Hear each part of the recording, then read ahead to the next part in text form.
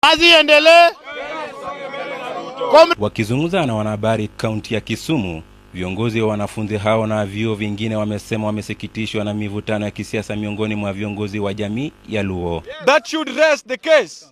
We support this position and equally endorse the resolution by the Central Management Committee of the party, allowing Dr. Oburu Oginga to begin pre-coalition talk, beginning with our partners in the broad-based arrangement, the UDA party. Comrades, power! Power! Wanafunzi hao wameunga mkono mwito wa kiongozi wa ODM, Daktari Oburu Oginga, kwamba jamii ifanye kazi na Rais Ruto kupitia serikali shirikishi ili nchi ipate maendeleo kama ilivyo kwenye ruwaza ya mwaka wa 2020. Despite this clear guidance from the party leadership, some self-appointed leaders continue to open debate on this matter and have come up with tired ideas like taking the people back to the protest. Tumekataa. Going into the 2027, we are not available for street protest.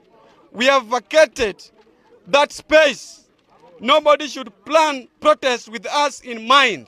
Aidha, vijana hao wamesifia mpango wa kuwezesha vijana wa Nyota Fund, wakisema pesa hizo zina manufaa makubwa na kwamba hawana mpango wa kushiriki malumbano ya kisiasa bali tu kunufaika na mpango huo.